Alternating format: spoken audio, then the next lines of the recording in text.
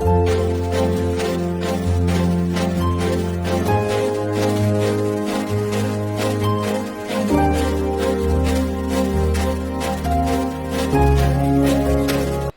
परम आराध्य गुरुदेव के चरणों में नमोस्तु नमोस्तु नमोस्तु, माता जी के चरणों में वंदामि, शुल्लक जी के चरणों में इक्षामि। बहुत हर्ष का विषय है। पूज्य गुरुदेव के आशीर्वाद से श्री दिगंबर जैन सिरमौर संस्कृति संस्थान सांगानेर के द्वारा संचालित पाठशालाओं में लगभग 600 पाठशालाएं जो अभी विगत 2 दिनों से पूज्य गुरुदेव के चरणों में उपस्थित हुई थी, जिसमें 5000 से लोग ज्यादा उपस्थित हुए थे और पूज्य गुरुदेव के आशीर्वाद को निरंतर प्राप्त कर रहे थे।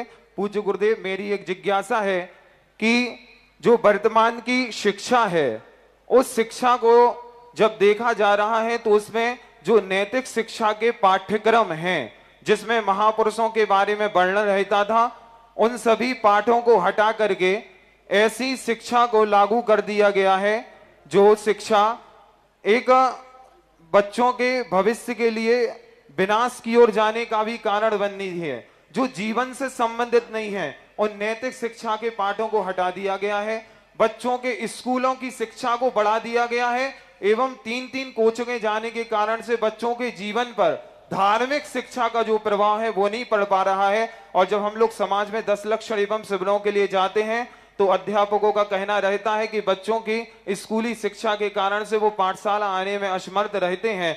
इसमें ओम शांति। इस संबंध में मैं अभी 2 दिन पाठशाला के समय भेड़ हो गए।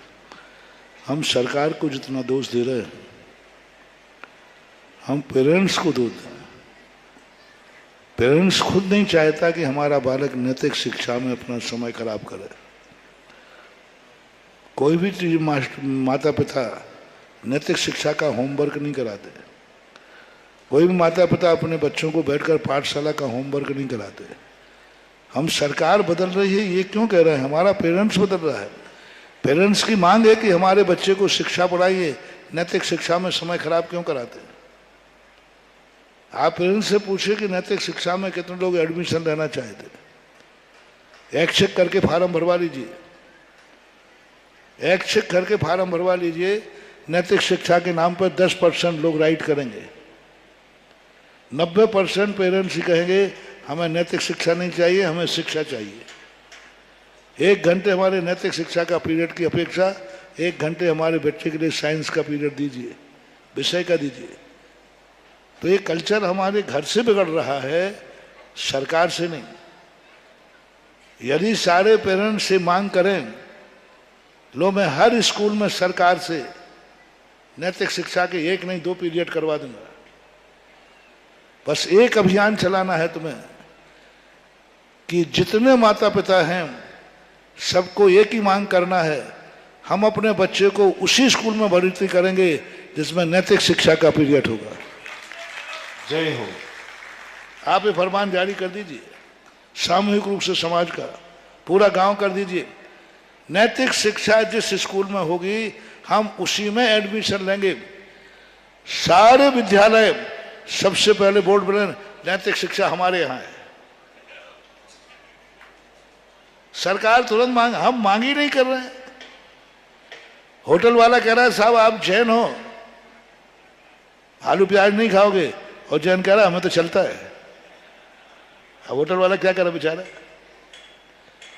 उसने कहा कि आप जैन हो तो शायद आप आलू प्याज नहीं लेंगे। जैन साहब ने क्या कहा? चलता है। अब होटल वाले को दोष दो कि आज होटल में सब कुछ बनने लगे, आज होटल में अंडे बनने लगे। क्यों? फोकट में रख रहा है वो अंडे कि मांग है। उपभोक्ता भ्रष्ट नहीं हुआ है, जो उपभोक्ता भ्रष्ट हुआ है, जो देने वाला है विक्रेता, व्यापारी थोड़ी है। व्यापारी तो वही माल रखता है जो बिकता है। सरकार सब कुछ बदल देगी, हमारी मांगें बदल रही हैं, हमारा सोच बदल रहा है। माता पिता नहीं चाहते कि हमारा बच्चा नैतिक शिक्षा पढ़े, नहीं चाहते माता पिता कि हमारा बच्चा मंदिर जाए, नहीं चाहते हैं कि पाठशाला जाए, नहीं चाहते हैं कि महाराजों के प्रवचन सुने, नहीं चाहते। यदि उनसे अंतरंग से पूछा जाए तो वो कहते हैं इससे थोड़ी हमें तो बच्चे को बहुत आगे भेजना है। तो शुरुआत बिगड़ रही है। यदि हर चीज की मांग परिवार से होगी तो अपने आप सब कुछ सही हो जाएगा। जिज्ञासा रख